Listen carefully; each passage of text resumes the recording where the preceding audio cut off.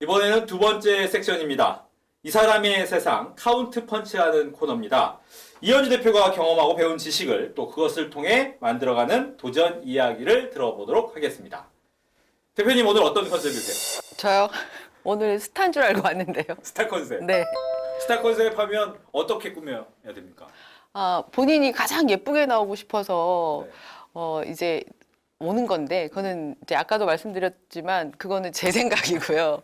제 생각이고, 사실은 이제 요 스튜디오 안에서 저도 앵커님과 조화를 잘 이루게 만드는 것이 이제 사실 방송 분장의 캐릭터고 컨셉이겠죠? 네. 근데 스스로는 예쁜 컨셉? 예쁜 컨셉. 네. 예쁜 컨셉으로 잘 오신 것 같습니다. 감사합니다. 근데 이제 여러 가지 직업 중에서 이 메이크업 아티스트라는 직업을 아까는 이제 대학교 때 네, 선택하셨다라고 하면서 선택하면서 좀 후회된 점은 없었는지.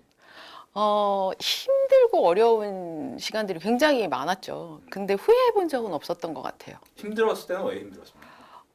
제가 시작할 때만 해도 그냥 그 분장실에 분장하는 사람들은 그 잘못 얘기하면 혼날 수도 있는데 야였어요. 예를 들면 분장아 뭐 이거 도와줘 뭐 이런 시절이었기 때문에 사실은 많이 힘들었고 박봉이었죠. 네. 돈을 언제 받는지도 잘 모르는 시절이었기 때문에 그런 힘든 일도 있었고, 내지는 이제 그거는 뭐 원초적인 문제고, 예. 다른 부분은 이제 방송 뭐 촬영이 거의 밤새는 걸 밥 먹듯이 한다거나 잠을 못 자고 그 추위에 떤다거나 배가 고프거나 그런 면도 있고, 그리고 서로 이제 의견이 많이 이제 다르거나 네. 지금처럼 서로의 직업을 존중해 주는 때는 또 아니었기 때문에 여러 가지 힘든 일들이 많이 있긴 했죠. 혹시 현장에 얘기하셨으니까 현장 나가셔서 좀 생각나는 에피소드는 어떤 게 있어요? 제가 그 시골에서 올라와가지고 서울의 지리를 잘 몰랐어요. 서울의 지리를 모르다 보니까 그 당시에 촬영을 마치고 새벽에 그 방송국 앞에 내려주면 집에 택시를 타고 가는데 얼마가 드는지 잘 몰랐어요. 거의 한 24년 전? 뭐 이렇게 됐겠죠. 택시를 타고 우리 집까지 가는데 비용이 얼마가 나올지 모르니까 돈이 걱정이 되는 거예요. 내 주머니 사정이. 네. 그래서 12시, 1시에 내려주셨는데, 방송 앞에 내려주면, 스텝버스 내려주시면서 7시 스탠바이입니다. 이렇게 했는데 시간이 얼마 안 남았잖아요. 근데 다른 분들은 다 집으로 뭐 잘 가는데 택시도 타고 뭐 데리러 오는 사람도 있고 이런데 저는 갈 데가 없어가지고 방송국 로비에 화장실에서 씻고 경비실에서 밤을 새고 1등으로 스탠바이를 기다렸죠. 근데 그거를 몇 번을 하다 보니까 이제 그 기사님이나 연출부에서 와, 이현주 맨날 1등이야. 너 진짜 대단하다. 그렇게 칭찬받았던 기억이 있어요. 집에 못 간 건데. 돈이 없어서 못 간 건데. 굉장히 힘들게 그 시절을 보냈는데 기억에 또 남고. 네. 근데 이제 보통 현장에 가서도 계속 분장을 고쳐줘야 되기 때문에 잠을 못 자는 거죠? 그쵸. 얼마나 그때는 또 힘듭니까? 한강이 생각이 나는데 이렇게 그 한강이 우리나라에서 제일 추운 것 같아요. 한강이? 네. 겨울이 아니어도 그래서 파카를 몇 겹을 끼어 입고도 저희는 이제 항상 그 모니터 뒤에서 저분의 머리카락이 날리는지 아니면 뭐 이게 얼굴을 가리는지 이걸 계속 지켜보다가 날리면 얼른 가서 정리도 해드려야 되고, 너무 이제 뭐 땀이 난다거나 아니면 너무 이제 유분이 있거나 화면에 얼룩이 보이면 저희가 또 쫓아가서 고쳐줘야 되고 하기 때문에 계속 제자리에 서 있어야 되고 뛰어다녀야 되고, 그러니까 잠시 가서 쉬세요는 할 수가 없어요. 그리고 맡은 분장하시는 그 연기자나 출연자분들을 계속 보고 있어야 되기 때문에 그것도 굉장히 힘든 일이죠.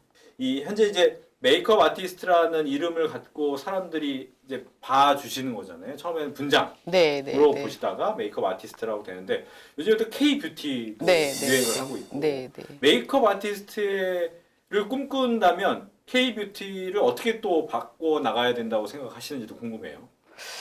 바꾼다기보다는 좀 더 가꾸면 좋겠죠.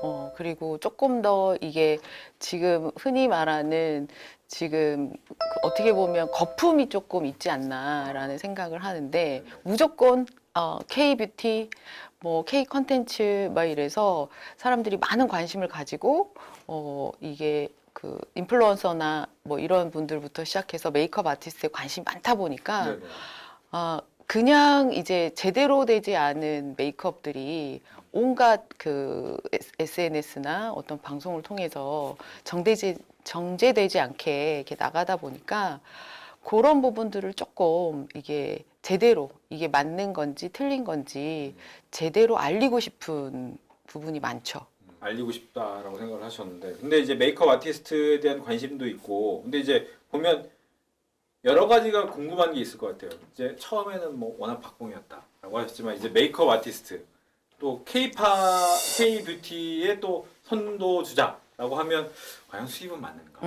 아니면 저렇게 되려면 어떻게 경험을 내가 쌓아가면 될 수 있을까? 이런 고민도 할 것 같은데 그 부분도 좀 소개를 해주신다면요. 사실은 저희 때는 정말 박봉이었죠. 그러니까 이제 저희가 맨 처음에 일을 시작을 하면서 시골에서 올라온 애 방송국에 이게 방송국 구경하는 것만으로도 감사합니다라고 하던 시절이었기 때문에 이게 얼마 주실 건데요라는 말은 절대 할 수가 없었어요. 뽑힌 것만으로도 너무 감동이었기 때문에. 근데 지금은 이제 여러 가지 그 규정상 모든 게 좋은 조건을 갖추고 있어요. 그래서 이제 제대로 공부를 하고 뭐 학원도 굉장히 많아졌고 뭐 지금은 메이크업 아티스트 위상이 너무 높다 보니까 관심도가 많아졌다고 그랬잖아요. 전문 대학이 2년제 대학이 한 150개 정도가 있고 4년제 대학이 한 80여 개 대학이 있어요. 그리고 석사 박사까지 하면은 거의 250개 대학이 넘어요. 그러다 보니까 그 메이크업 뷰티 인구가 엄청나게 쏟아져 나오고 있습니다. 근데 거기에서 원하는 거는 거의 메이크업 아티스트가 되고 싶다라는 건데 나와서 그렇게 많은 관심을 갖고 있기 때문에 조금만 집중하면 뭐 학교에서도 그렇고 아카데미에서도 그렇고 취업이나 일을 할 수 있는 길은 너무나 많아요. 그래서 일을 하는 건 괜찮은데 얼마나 잘 내가 이 일에 대해서 애정을 가지고 진심으로 할 수 있느냐 이거에 따라서 연봉의 차이는 사실 지금 흔히 말하는 초봉에서부터 억대 연봉 이상까지 충분히 누리실 수 있는 조건이 다 되어 있다고 보시면 돼요.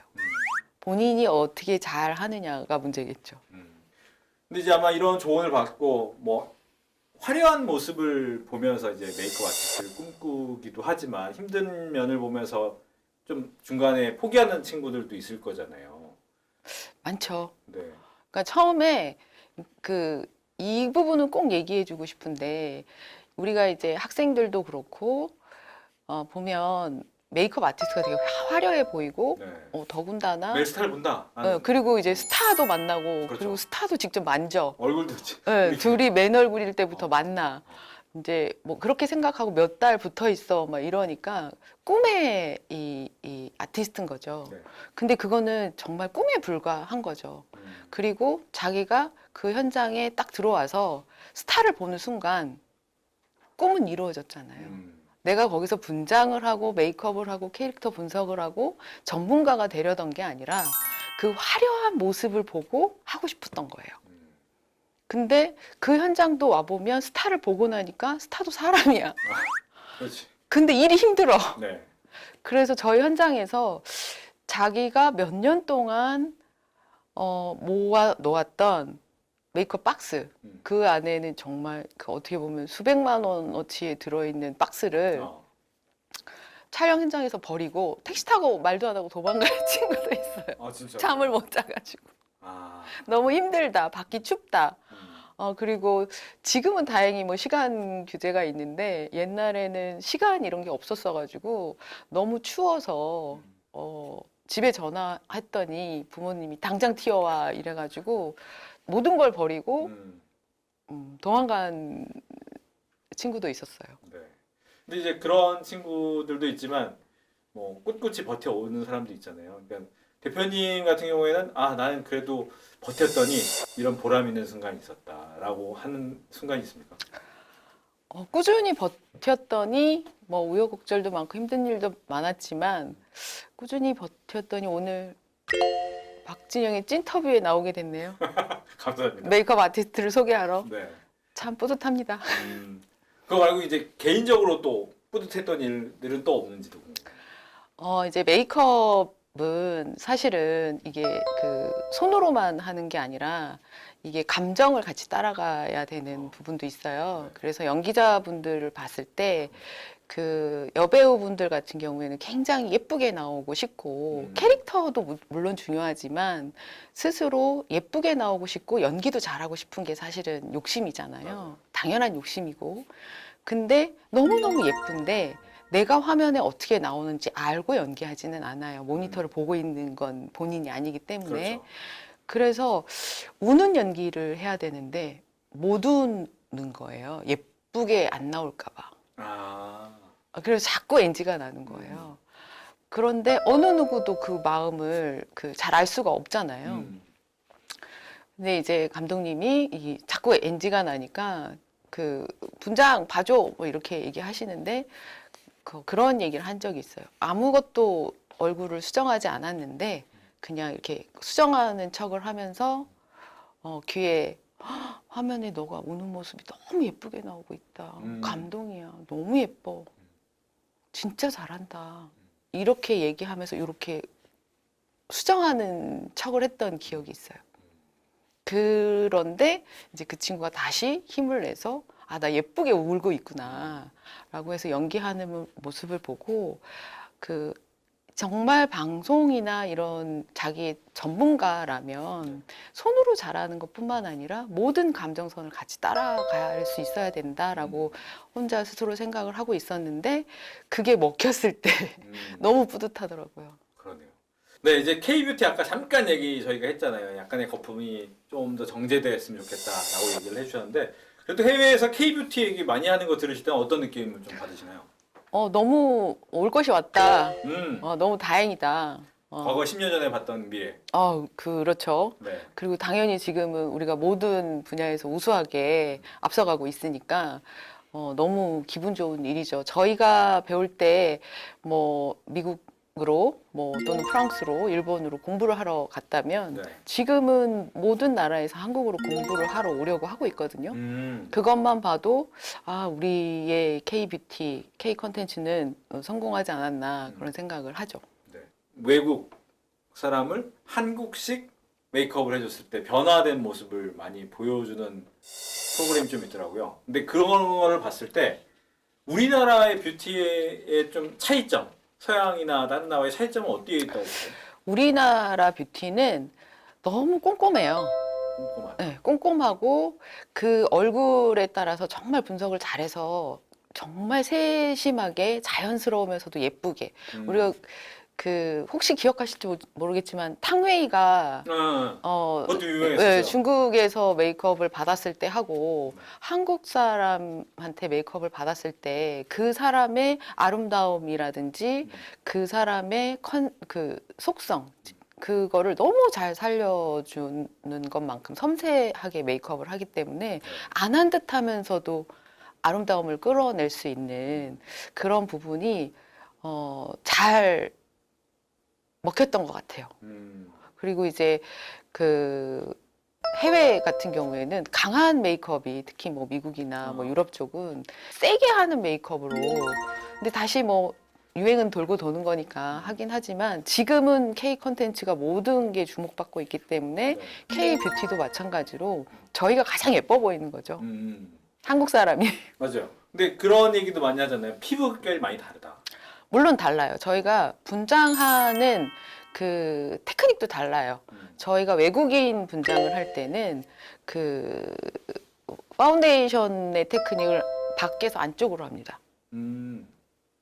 이렇게 만지는 방향을. 근데 한국 사람이나 동양 사람은 안에서 밖으로 합니다. 피부 결이 달라서. 네. 그러니까 외국인 같은 경우에는 솜털이 굉장히 많아요. 밖으로 다 방향이 밖으로 향해져 있는데 우리 눈에는 잘 안 보이지만 저 그 되게 예민한 파운데이션에는 그게 다 보이기 때문에 밖에서 안으로 그 사이를 다 침투를 해서 굉장히 자연스럽게 해줘야 되는 부분이 있고 한국인이나 동양 사람들 그래도 동양 사람들도 물론 안에서 밖으로 하지만 한국 사람들은 피부 결이 너무 좋아요. 저희가 미처 몰랐던 거죠. 하지만 너무 좋기 때문에 또 네, 다른 네. 방식으로 네. 또 하는군요. 근데 이제 문제는 이런 다양한 사람마다 그러니까 우리의 K-뷰티가 외국에서도 제대로 먹힐 수 있을까에 대해서 의문을 좀 가졌을 수도 있는데 왜냐하면 말씀하신 것처럼 피부결도 다르고 생김새도 다르고 눈 모양도 다르고 하기 때문에 근데도 먹히는 이유는 뭘까요? 일단은 뭐 저희 K 드라마라든지 K 콘텐츠가 먼저 인기를 얻게 됐고 네. K 드라마 안에 있는 우리 남자 주인공, 여자 주인공들이 너무 예쁘고 멋있잖아요. 그렇죠. 그러다 보니까 이렇게 일단 반하는 거죠. 저희가 예전에 그 미국 영화 보고 뭐 홍콩 영화 보고 반해가지고 그 사람들이 무조건 예뻐 보이고 하는 것처럼 지금은 저희 우리나라가 모든 게 우위에 있다 보니까 드라마의 내용이라든지 뭐 이런 게 너무 발전을 해서 예뻐 보이는 거죠. 근데 사실 예쁘기도 하고요. 나이 차이도 많이 나 보이고 하니까 그런데 그런 부분부터 관심을 받게 됐고 K 드라마 그다음에 K 팝 그러다 보니까 그거를 누가 분장했냐 저 화면은 저 사람들은 어떻게 메이크업을 해서 저렇게 예쁠까 아 그게 궁금해져서 다시 그게 K 뷰티까지 왔고 K 뷰티에서 그러면 저 메이크업을 하는 제품은 뭐지 쟤네가 쓰는 게 뭐지 그래서 한국 화장품까지 인기를 얻게 된 거죠. 그러면 대표님 같은 경우에는 이런 외국의 드라마나 국내 드라마나 이런 걸 볼 때 물론 드라마 내용도 보겠지만 그분의 얼굴, 이런 메이크업 이런 걸 먼저 보게 되나요? 어떻습니까? 본의 아니게 보게 돼가지고 네. 내용을 보다가 이제 분장이라든지 예를 들어서 뭔가 틀렸어. 그러면 저 스크롤 올라올 저 누가 한 거지? 막 이런 생각할 때도 있어요. 네. 저거 누가 한 거지? 아니면 이제 저희 팀이 했을 때는 누가 했는지 알잖아요. 그러면 그것만 보여서 신경이 쓰여가지고 나 오늘 가서 얘기해야 되는데 신경이 쓰여가지고 뭐 예를 들어 연결이 틀렸다든지 뭐 상처가 제대로 색깔이 안 나왔다든지 막 그럴 때 굉장히 속상하고 스토리보다는 그게 막 먼저 보일 때 좀 직업병이군요. 네, 직업병이 생긴 거죠. 그렇군요. 이제 본인의 얘기를 좀 더 듣고 싶은데 대표님 같은 경우에는 그래도 회사를 만드신 거잖아요. 네. 회사를 만든 이유는 어디 있습니까? 저희가 그 당시에 제가 또 시골에서 올라온 얘기를 해야 되는데 괜찮습니다. 시골에서 올라와서 이게 방송국 구경한 것만으로도 너무 대단하게 선택된 건데 성공한 인생. 그때 성공했죠 이미. 네. 그런데 이게 너무 박봉인데다가 이게 그 수입에 대한 명확한 게 없고 저를 책임져 주시는 분들이 아무도 없는 거예요. 프리랜서라서 내일이 뭐 일은 하고 싶은데 내일에 기약이 없고 이런 생활을 하다가 저희가 이제 방송 시스템이 많이 바뀌고 방송국 안에 있는 분장실이 이제 점점 외주화가 되고 프리랜서화가 될 때 그러면 또 그런 생각을 했죠. 이 친구들을 다 모아서 방송국에서 직원으로 책임져 주지 않는다면 우리끼리 힘을 합쳐서 직원화를 해야 되겠다. 겁없는 생각을 했죠. 그래서 아티스트 3명이 시작을 해서 뭐 지금까지 회사가 된 거죠. 아티스트 그룹이 된 거죠. 점점 커진. 네. 메이크업만 하실 때하고 네. 사장님이 되셨을 때 다른 점. 이것도 되게 뭐 기쁜 얘기, 슬픈 얘기 둘 다 있는데요. 예를 들면 메이크업만 할 때는 내가 하고 싶은 정말 꿈 이것만 생각을 했고 내가 조금 더 디테일하고 조금 더 나은 분장, 조금 더 그 분장사로서의 멋진 이연주 이거를 생각을 했는데 이게 회사를 만들고 아티스트들이랑 같이 처음에는 작업도 같이 하고 일도 같이 하고 했었는데 이렇게 회사가 돼버리니까 이제 제가 일을 할 수가 없고 저는 운영을 해야 되는 운영자 입장이 돼버리니까 이게 약간 이럴 때 어떻게 해야 되지? 라고 살짝 갈등한 적도 있었는데 과감하게 그냥 그럼 나는 영업사원이 되고 우리 아티스트들이 빛나는 예랑이 돼야 되겠다. 약간 그런 생각으로 아티스트들한테 많이 그들이 나인 것처럼 힘을 실었던 것 같아요. 이제 어렸을 때의 꿈, 즉 화가로 처음에 하려다가 그 부분이 이제 영화를 보고 나서 분장사의 10년 뒤의 모습을 보면서 분장을 뛰어들었는데 말씀해 주셨지만 힘든 일이 계속 많았잖아요. 그때마다 날 지탱해 준 건 뭐예요? 그냥 재밌었어요. 그냥 재밌었어요. 네. 힘들지만 앞서 말씀드렸듯이 여러 가지 에피소드들, 일들, 경험들 이런 걸 하면서 바뀌어가는 모습들이 너무 재밌었고 저희가 굉장히 좋은 시대에 제 입장으로서는 그렇거든요. 좋은 시대에 메이크업을 했구나라는 생각을 하는 게 SD 아날로그 때부터 지금 UHD까지 오는 거를 다 경험할 수 있었던 우리나라의 분장의 발전을 그대로 볼 수 있었던 세대가 내 세대 아닐까라는 생각이 있어서 그 부분은 굉장히 다행이고 많은 공부를 했다고 생각합니다.